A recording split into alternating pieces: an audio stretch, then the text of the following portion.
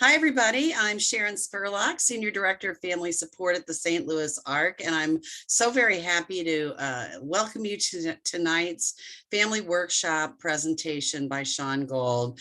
Without further ado, I want to do a brief introduction of Sean Gold. I started to hear about Sean when he became a very active and engaged member of the Coalition in Truth and Independence, which is a wonderful disability advocacy organization in St. Louis that was founded and is entirely run by people with disabilities. And I kept hearing about this Spitfire who was young and passionate and has a lot to say. Sean is now the president of CTI. He's also the vice president of our local festibility, Disability Pride Festival. Sean is a published author, and you can find him in all kinds of social media outlets, TED Talks, and other spaces where he is sharing really important information. So I think you're going to find today's talk to be very thought-provoking, and I think it's going to inspire you and maybe rouse you to advocacy. So without further ado, I'm going to turn it over to Sean for his presentation. Hi, my name is Sean Gold, and I'm from St. Louis, Missouri. I am excited to be here today. I was invited here today to talk about physical disabilities, discussing the disadvantages we face in the community, the limited services we have provided, and the obstacles we still have to go through just to get approved for the service regarding schooling and everyday life. My physical disability is cerebral palsy, and I also have a tracheostomy breathing tube. I have my trach because my airway was not open like it should have been when I was born.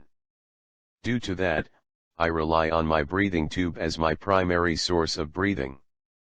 However, I only consider that an ability because it gave me a way to breathe on my own.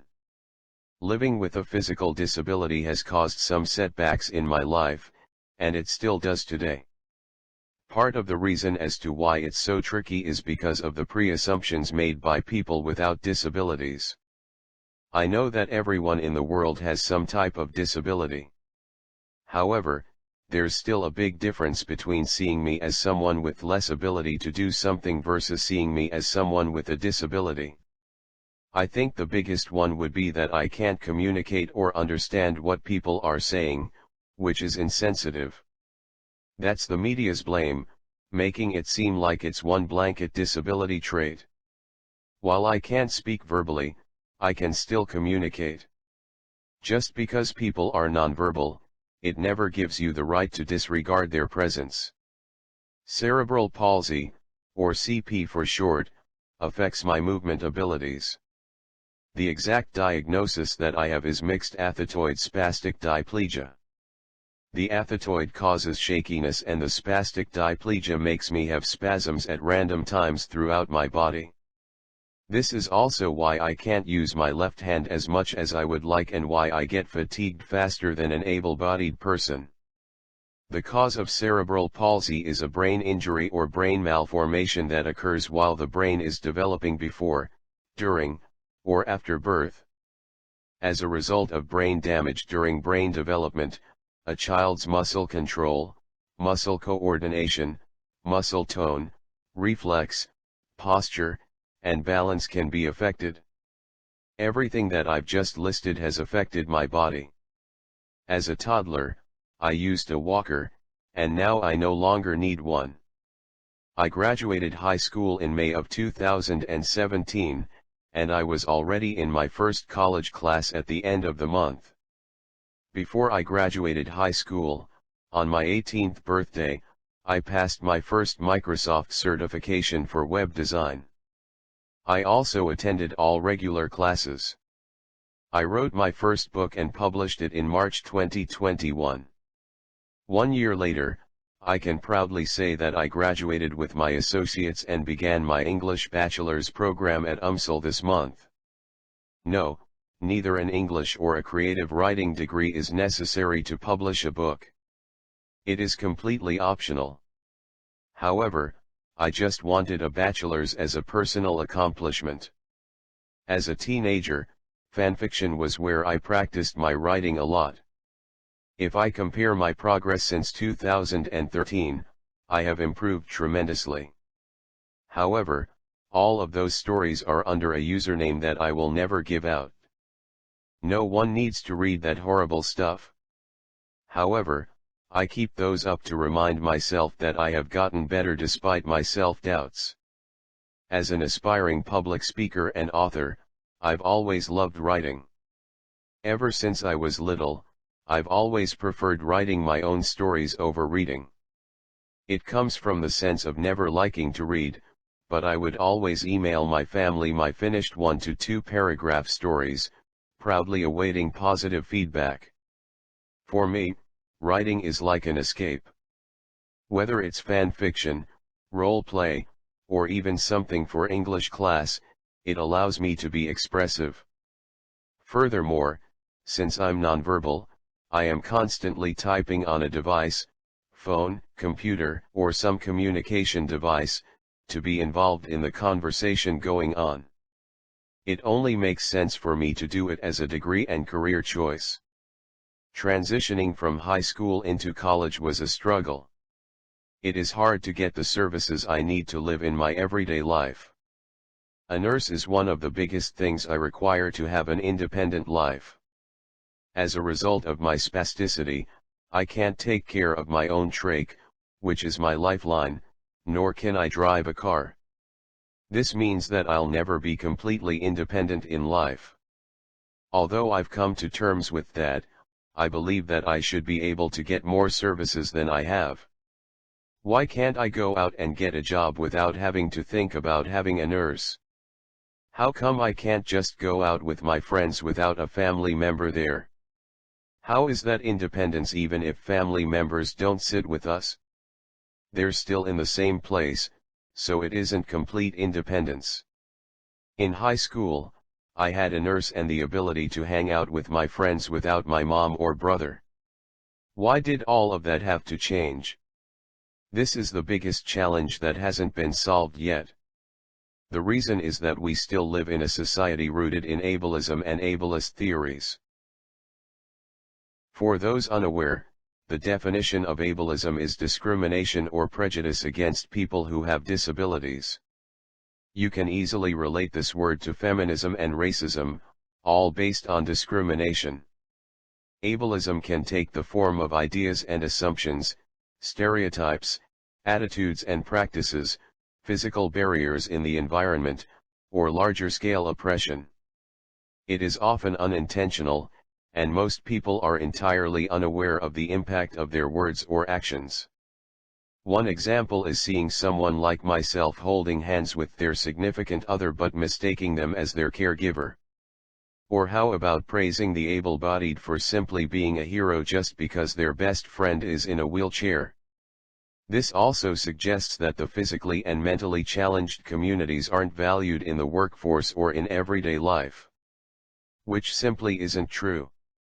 We can be doctors, lawyers, mothers, fathers, and even the President of the United States if given the opportunity.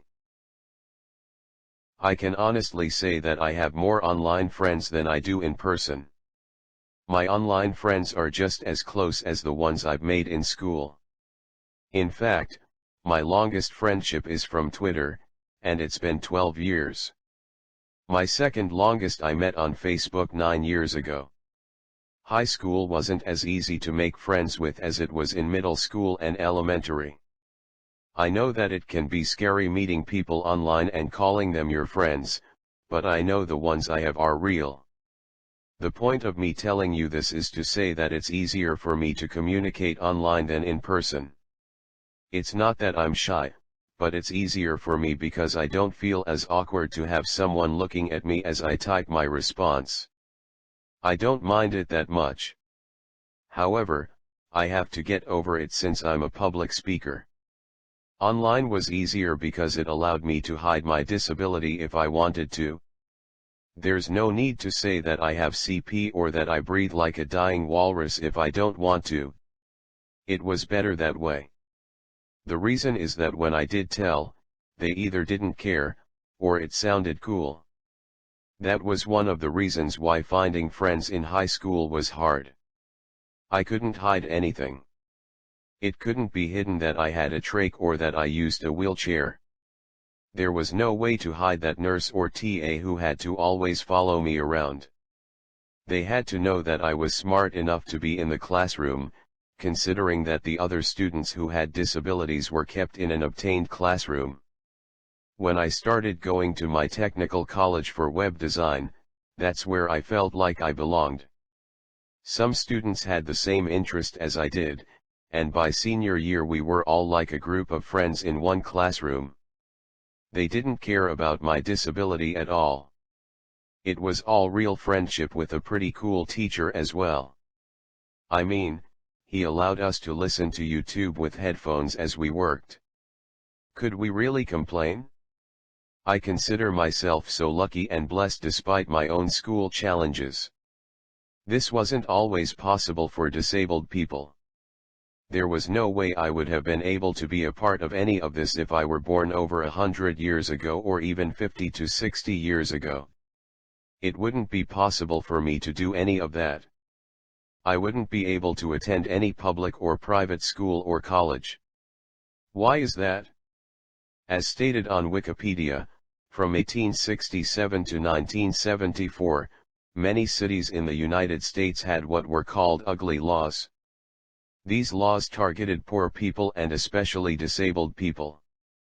For instance, in San Francisco, a law in 1867 deemed it illegal for any person, who is diseased, maimed, mutilated or deformed in any way, so as to be an unsightly or disgusting object, to expose himself or herself to public view.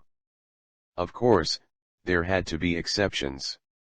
Some public exposure was acceptable only if the people were subjects of demonstration to illustrate the separation of disabled from non-disabled and their need for reformation.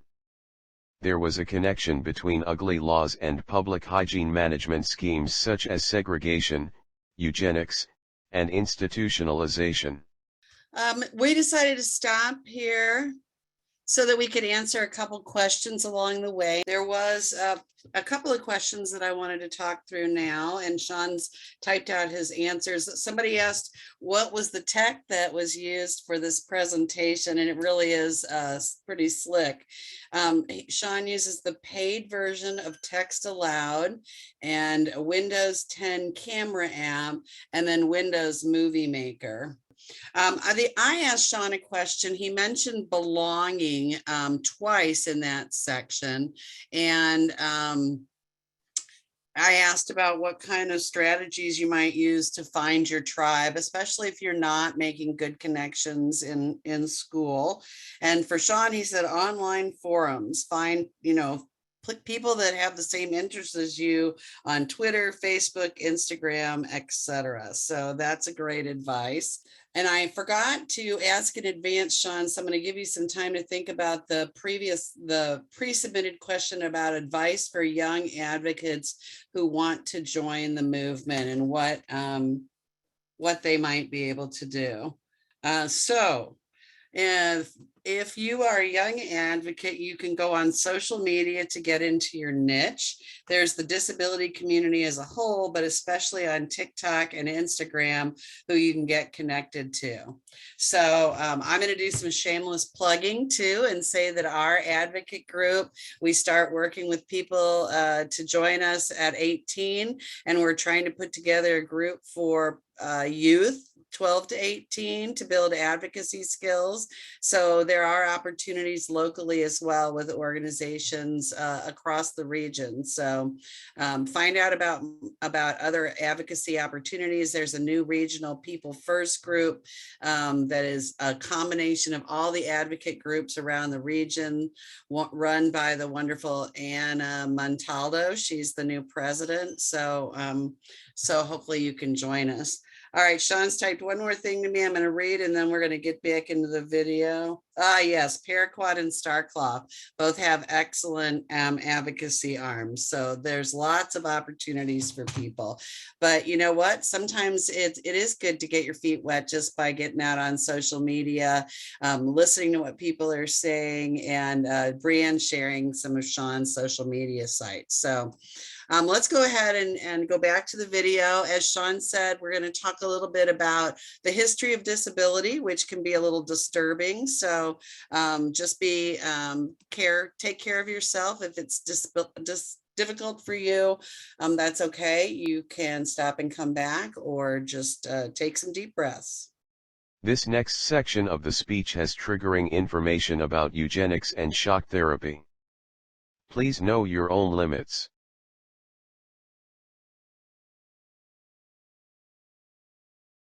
What exactly is eugenics? Maybe you've heard of this, or maybe you have not. Found on a website called The Guardian, an article informs that it is a theory stating the types of efforts should be made to decrease all elements of genetic inferiority from the human race until they no longer exist. This categorization laid the foundations for how we understand people to be disabled or non-disabled today. Led by Charles Davenport, a biologist and Galton devotee, the Eugenics Record Office in Cold Spring Harbor, New York, set out in 1910 to promote a racist, ableist ideology and to harvest the pedigrees of Americans. With this data, Davenport figured, they could establish the inheritance of traits both desirable and defective, and thus purify the American people. This type of thinking hasn't technically gone away, it has only evolved within modern times in both society and the medical field. The Record Office pressed for the segregation of those considered insane in asylums and for laws requiring that they be forcibly sterilized to further ensure they would not produce others like themselves. It was clear that the desired permanent segregation of mental patients was not for therapeutic purposes but for the good of society. Eugenicists tried to cloak their mission in science, turning out studies designed to prove that mental illness was inherited. In the 1920s, top scientists, including prominent psychiatrists like Adolph Meyer and American Psychiatric Association President Floyd Haviland, came together to found the American Eugenics Society. Its mission was to sell eugenics and promote sterilization laws to the American public. Let's take a deeper dive into eugenics through electric shock therapy. This comes with a major trigger warning. Please understand when I say that just because this term contains the word therapy in it, does not mean it is a good thing. Electroconvulsive therapy became popular in the US in the 1940s. At the time, psychiatric hospitals were overrun with patients whom doctors were desperate to treat and cure. At this time, lobotomies were also taking place, a neurosurgical treatment of a mental disorder that involves severing connections in the brain's prefrontal cortex. This form of ECT, the one we see in movies with people thrashing about and screaming. The Judge Rotenberg Center is claimed to be a school that's the last resort for troubled children and adults with certain disabilities and mental disabilities. However, let's just call it a permanent prison-like stay for disabled people to get shocked. Remember how we talked about ableism earlier? Some people are so ableist they don't even want disabled people to be alive. This is along the lines of that. However, let's switch over and explore the entire K-12 school system a lot deeper. We all know that in 1954 the Supreme Court ruling of Brown versus Board of Education ended segregation in schools. This was obviously based on race, and ever since then, everyone can be together, right? Completely false. We are still separated in school based on the child's physical and mental abilities. If a child cannot learn in a regular classroom due to disabilities, they are sent to either the resource room or special education classrooms. These are where students are given more attention due to their accommodations or physical, mental, and intellectual challenges. That's the great impact. I love the teacher assistants, aides, case managers, one-on-one nurses, and paraprofessionals. I wouldn't be who I am today without each and every one of them. 2 different support systems can be put in place for disabled students to get the support they need to learn in the best way possible for them. They are called IEPs and the 504 plan.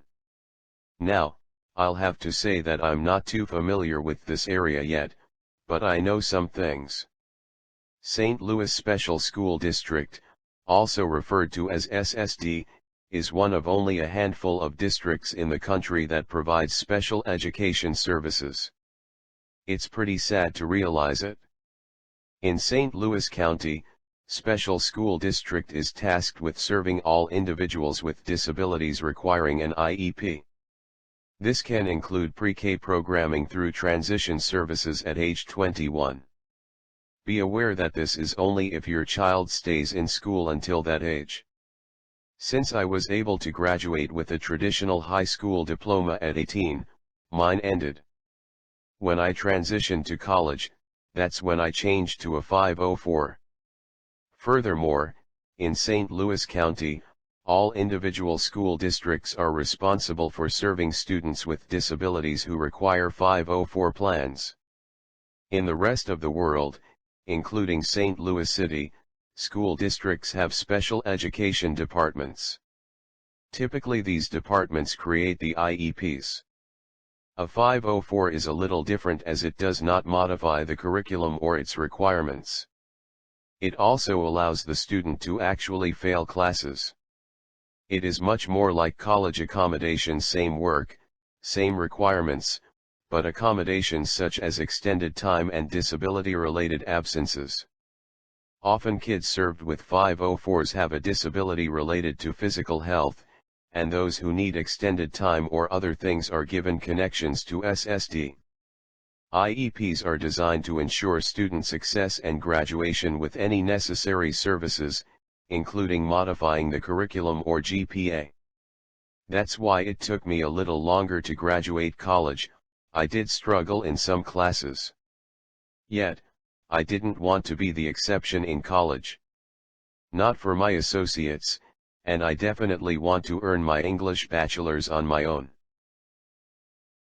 Parents, teachers, and case managers, if the student can have their own say and respectable input about their education, let them in the meetings.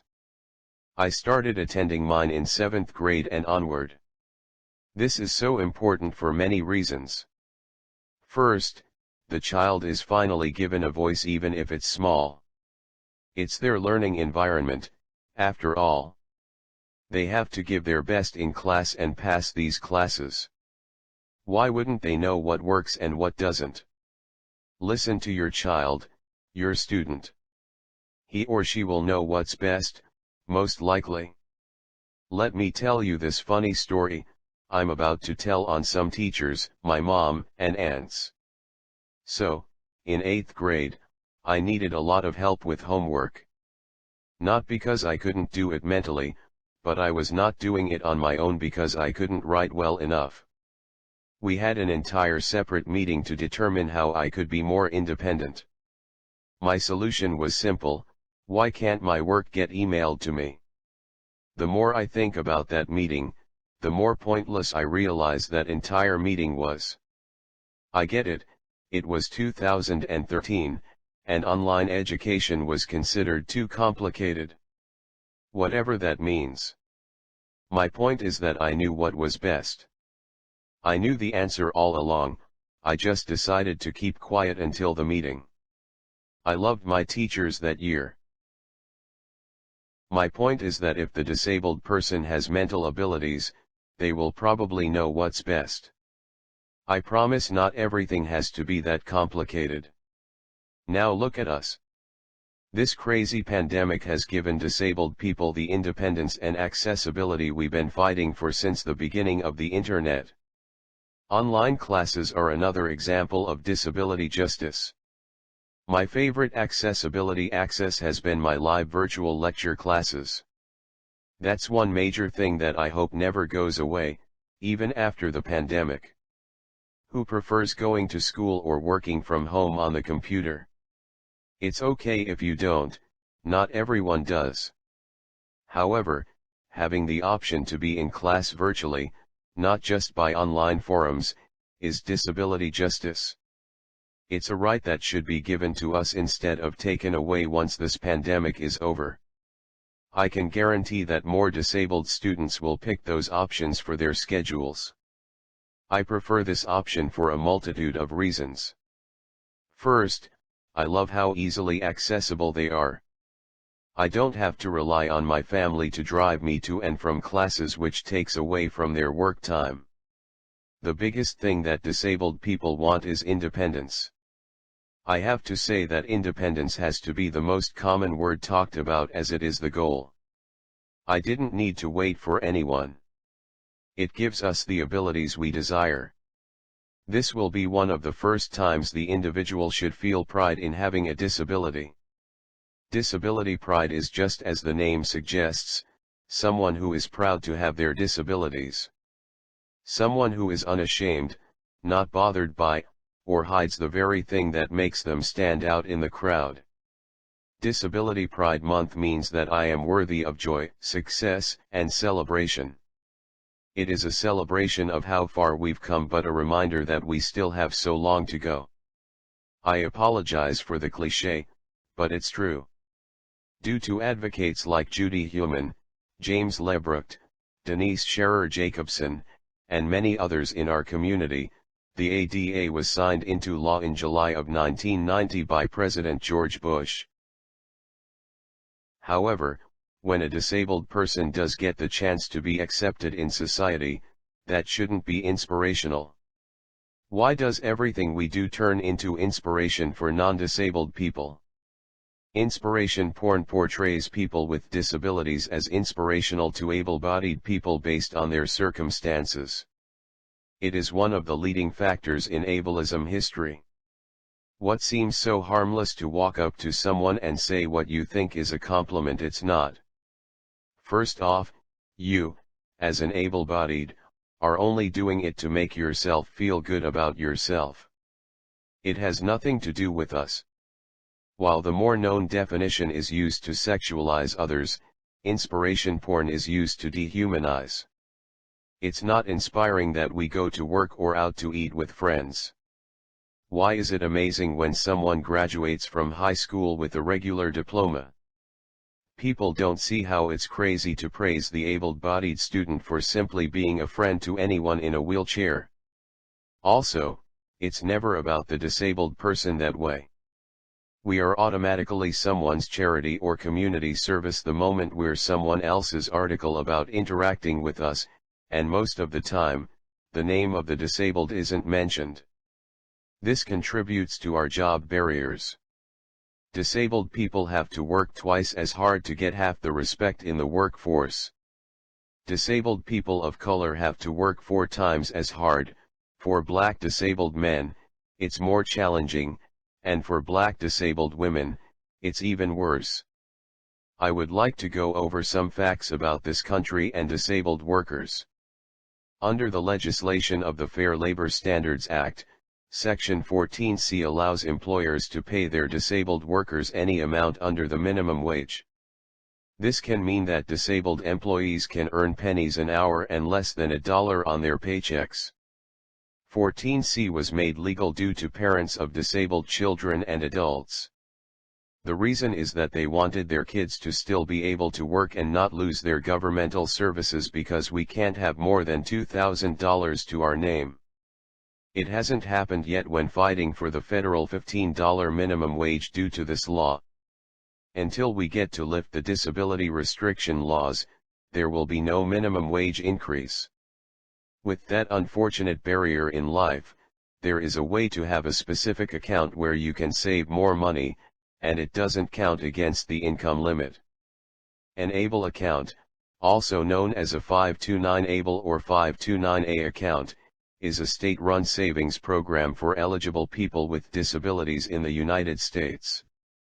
Rules governing ABLE accounts are codified in Internal Revenue Code Section 529A, which was enacted by the Achieving a Better Life Experience Act in 2014.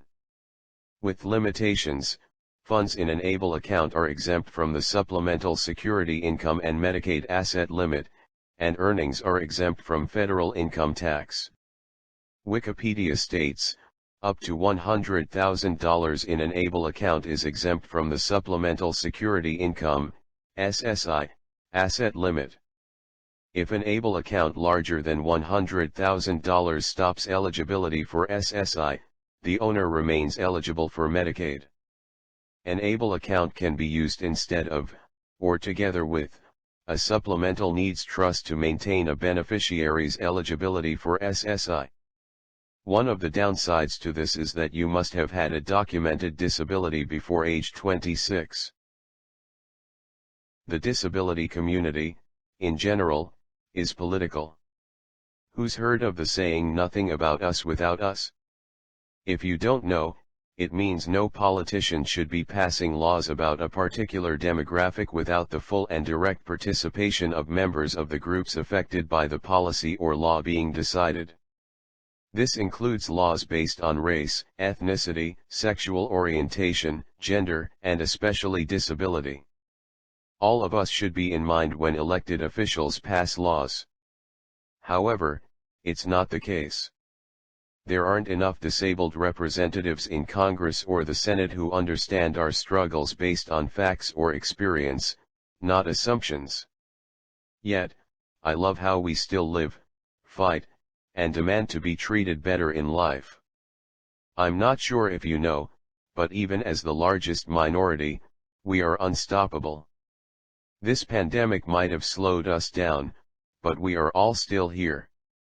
We are vibrant, loving, caring, talented, and creative human beings who are awesome because of our disabilities and chronic illnesses. We should be celebrated all year long. One way that I love to celebrate our culture is through a yearly festival called Festability. As a board member, I helped put together a wonderful event in St. Louis at the Missouri History Museum. We had so many activities and vendors set up all over with an amazing headliner for our main stage. Getting to do this event was a dream come true.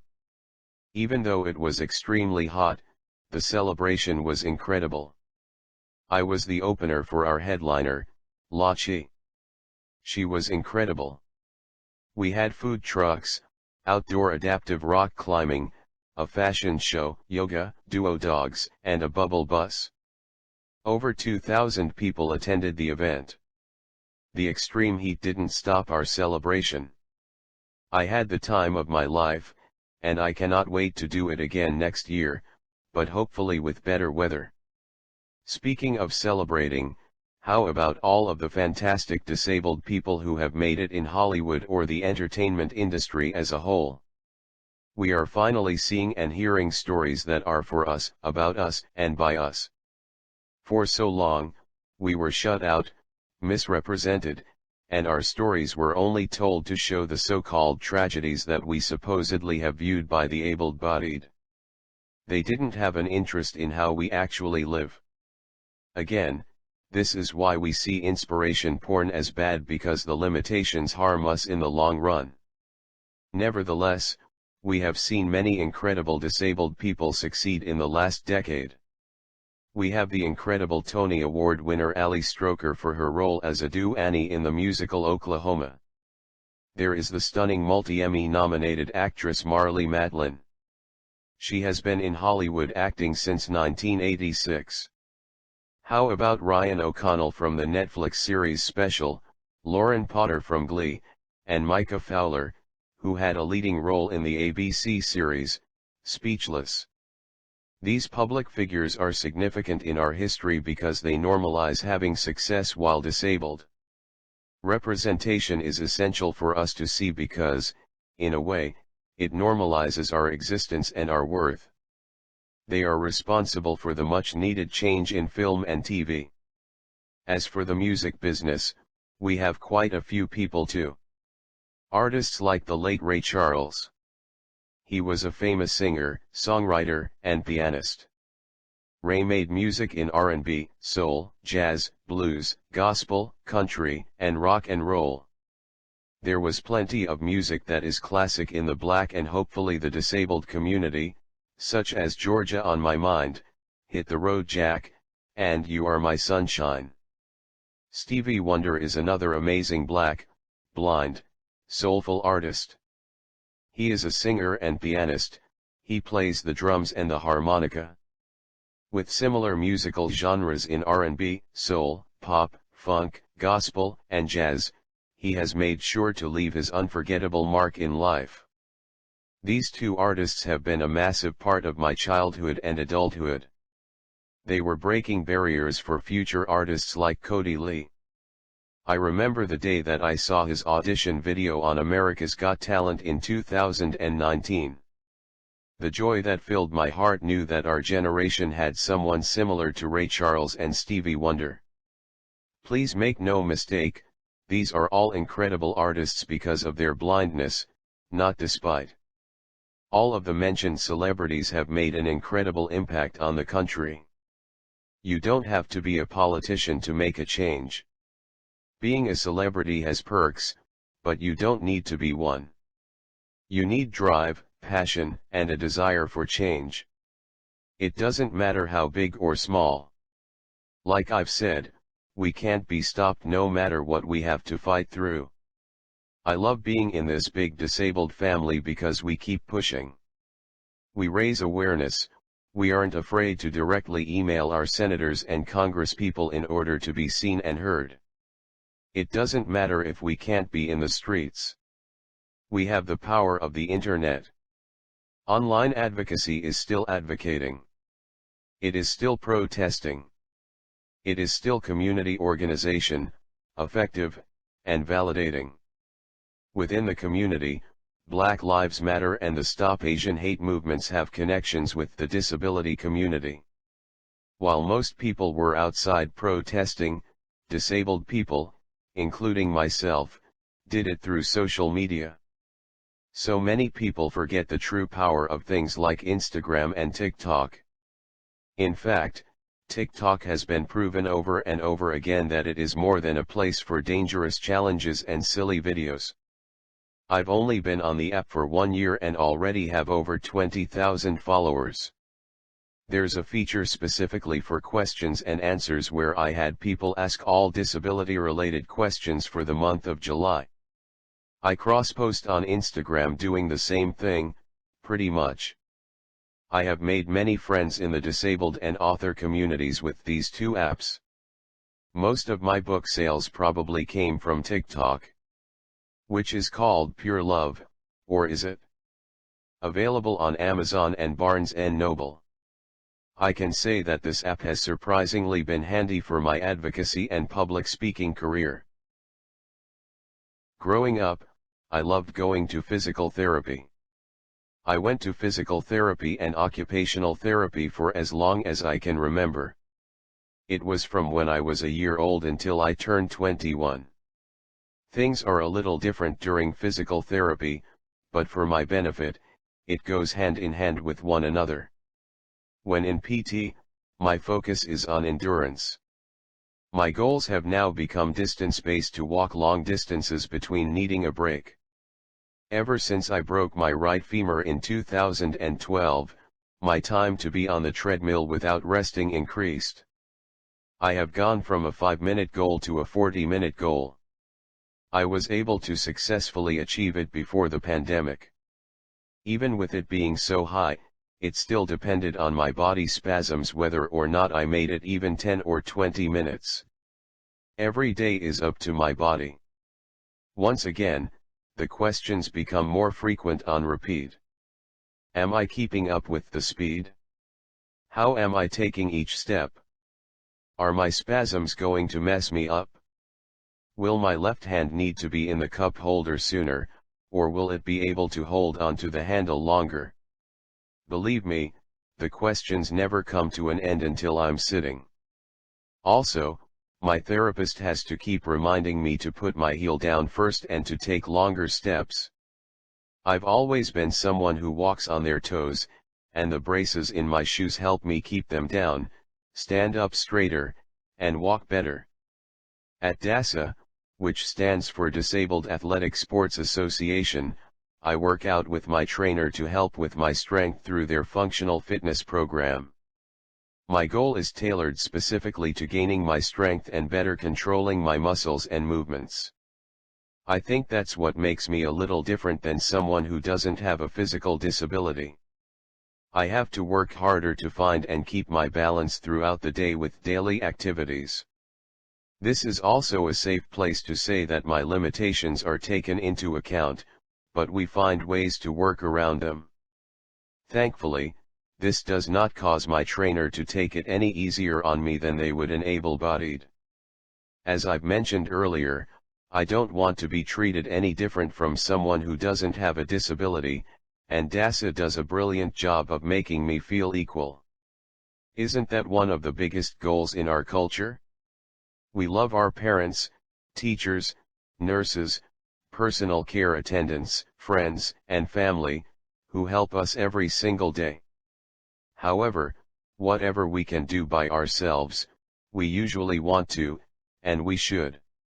That's why we have wheelchairs, hearing aids, walkers, and other adaptive equipment. My community deserves equality. My community deserves a real chance in life. It shouldn't have to be this way, but we make the best of it. Let this be a lesson that our differences make us more extraordinary, not incapable of being able to handle business. People with disabilities are all fighting for the same thing as the rest of the world: equity and equal opportunities. When this event comes to an end, I want the able-bodied people to be thinking, how can you become an ally or a better ally for accessibility? What are you probably guilty of doing, to which I'm not judging you at all? What will you do the next time you encounter someone who is disabled? Do you think they won't understand you and feel bad when you realize they're mentally capable? Or will you do the opposite, considering that the person will understand you only to find out that they can't and then talk to the parent or caregiver they came with? Instead, I am challenging you to focus on the person.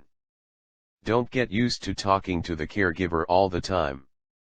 Even if you know your patient can't respond at all, it shouldn't mean that you avoid speaking to them. Who knows if they're really capable of understanding or not?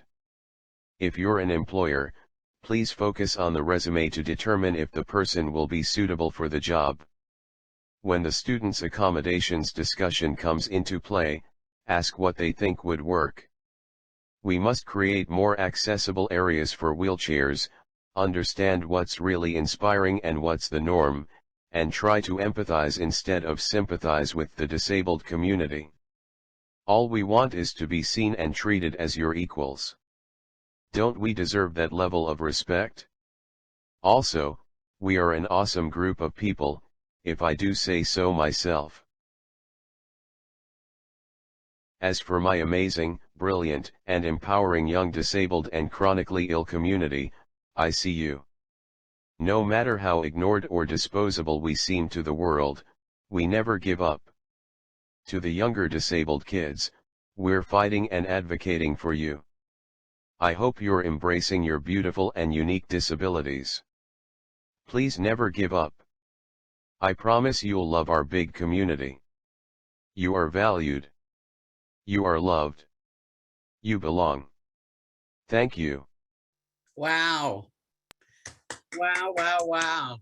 I'm quoting a wow from our chat bar. So a lot of people were really impressed with what you had to say, Sean, and so many questions that I'm going to do my best to give you Sean's answers to in a reasonable way. The first question that Sean responded to was what can we do to grow and help others move past their biases about disability. People can get connected through various media accounts. My colleagues from Upgrade Accessibility, Imani Barbarin, Ryan O'Connell, etc. They are amazing. And that was a really surprising answer to me, but I think it's a really good one. I think if you are trying to do better, you listen to the voices of that community. And so there are an incredible number of amazing people to listen to. And I don't know a couple of these folks, so I'm looking forward to learning more about them. In regards to whether or not Sean could be independent in the future with the medical supports, he said that some of that depends on the laws changing or if private insurance becomes more disability inclusive. And some of that might include laws about changing what kind of technology we work towards so that there can be technology that supports those things. Tips for overcoming being nervous. Sean says enjoying what I do really helps. So that's a great motivator to think about what the outcome is going to be. And then Anna asked if even though SSD had resource rooms and resources, if there wasn't an impact on inclusion when those things were used. And Sean said, absolutely there is. I would just like to see a way that other students, able-bodied students, can interact with the contained classes, maybe make a yearly requirement to spend a week with these classes. So that's a great suggestion. How to meet people, especially if you're not in college and you're an adult. And Sean says, go to events, check out what accessible activities, if you're in college, that the college has to offer, and otherwise use community apps that are filled with events and connections. He said there's events through Eventbrite, or he recently joined Diversability social media site. I'm going to just toss in that at the ARC, we have meetup.com where we have 1,000 members that sign up for various events with us, but you can also use any other event that's in St. Louis. I mentioned that I thought Festibility was interesting because it was planned through an inclusive versus an ableist lens, and Sean agreed with me. And then we talked about intersectionality.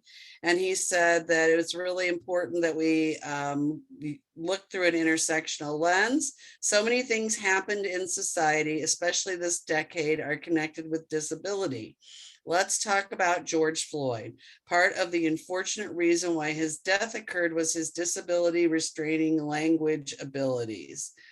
Also, 50% who are unalived by police had disabilities. And you're right, the highest number of people killed by police have a disability. So that's really great to point out that as well. And then we had a question that said, do you have any interest in politics? I think you are needed to make sure the disabled are heard. You said no, but I would love to have many conversations with politicians about the disabled community.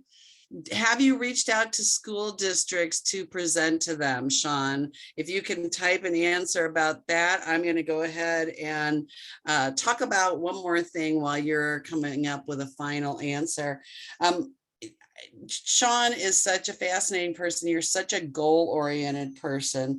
And I wanted to know about what happens when people aren't as goal-oriented, when they're apathetic.